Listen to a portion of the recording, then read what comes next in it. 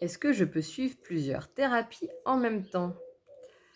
Alors, notre ego a tendance à vouloir des résultats très vite et donc ça peut être facile de se dire: «Ah bah là, je vais aller voir tel thérapeute pour traiter tel problème, puis là, je vais voir en même temps mon énergéticien, plus en même temps faire mes cours de méditation, plus en même temps le yoga, plus en même temps tel autre thérapeute parce que là, lui, il agit sur mon âme et puis là, en même temps tel thérapeute parce que lui, il va agir encore par rapport aux plantes, de me donner» et cetera et cetera. Et tu peux très vite cumuler comme ça plein de thérapeutes en même temps. Alors, si certaines thérapies, justement, qui vont bosser à différents niveaux et peuvent être faites en même temps, il y en a d'autres, c'est contre-productif. Parce que qui dit thérapie dit un mouvement à l'intérieur de toi. Il y a des choses qui vont bouger, des émotions, des prises de conscience qu'il va falloir aussi digérer, des choses qui vont se nettoyer, qui vont permettre de laisser de la place. Et en fait, si tu essaies de tout faire en même temps, non seulement ça peut parfois contrecarrer certaines techniques qui ne vont pas aller à fond parce que tout de suite, ton ta conscience, ton inconscient vont être appelés à travailler sur autre chose alors que ça n'a pas été fini, puis ça va se rajouter ci, ça va se rajouter là.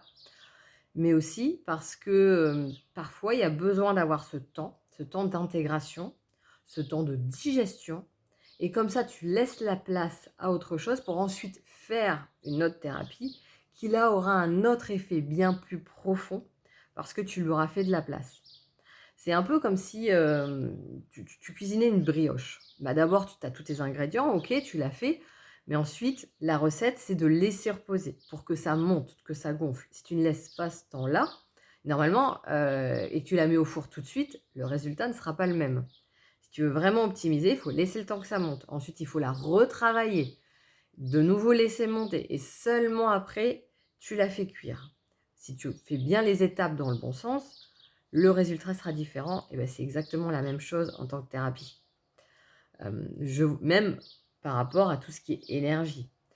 Il y a juste avant le confinement, en fait, je voyais régulièrement un énergéticien.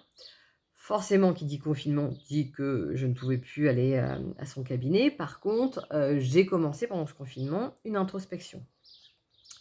Eh bien, j'ai attendu la fin de cette introspection, donc à l'époque qui durait 6 mois, avant de retourner, voir mon énergéticien et là, la séance a été beaucoup plus forte en termes de nettoyage parce que justement, j'avais laissé, de la place. Il y avait déjà des choses qui avaient été nettoyées avec mon introspection.